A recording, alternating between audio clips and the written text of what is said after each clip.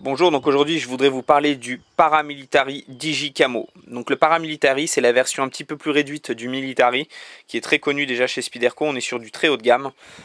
On a un cahier des charges vraiment exceptionnel sur ce couteau-là. Je relèverai deux petits défauts sur ce produit-là que je vous citerai après. On va faire un petit peu le tour. Donc là, on a un système de verrouillage liner lock, donc au dos, par contre, au dos du couteau. Donc ce qui permet une ouverture très facile, très souple avec la main, et une fermeture à l'aide de l'index très confortable. Voilà. Clip ceinture, une seule position possible. Donc comme je vous parlais, donc finition Digicamo. Donc très discret sur le terrain, à usage tactique, bien sûr, avec une finition pareille. Donc plaquette G10 sur le manche. Lame acier CPM S30V, donc acier d'exception, vraiment agréable. Certainement un des aciers les plus top qui est actuellement sur le marché. Fabrication américaine, rien à dire. Ouverture droitier-gaucher. Une lame rasoir avec son émouture plate sur l'ensemble de la lame.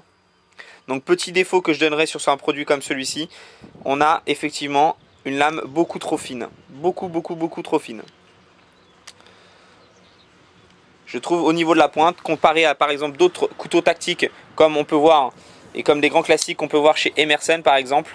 Chez Emerson vous avez, voilà, vous avez des couteaux qui sont un tout petit peu plus imposants au niveau de la lame.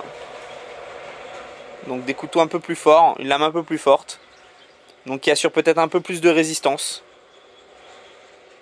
On est sur des couteaux de terrain avec un nom pareil, Military, Paramilitary. On n'est pas là pour couper du beurre. Donc c'est un des défauts que je donnerais à ce produit-là. Une lame peut-être un peu trop fragile sur la pointe. Par contre, une qualité de tranchant exceptionnelle. Exceptionnelle. Un vrai rasoir. Une émouture plate comme ça vous donne une possibilité de coupe vraiment énorme. Donc un acier très facile à entretenir. Un autre petit défaut que je donnerais à ce couteau-là, c'est effectivement le clip ceinture. Une seule position possible. C'est vraiment dommage.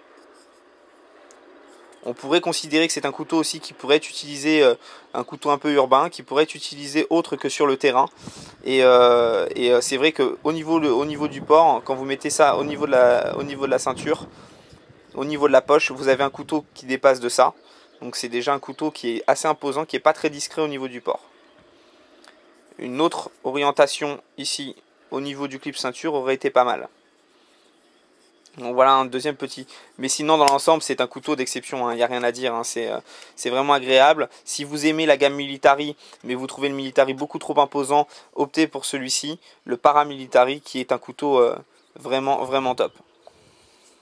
Finition satin existe aussi en finition noire, existe également aussi avec lame entièrement crantée dans les deux finitions. Un couteau qu'on a extrêmement bien en main, que vous preniez main nue comme ça ou avec des gants, c'est vraiment agréable.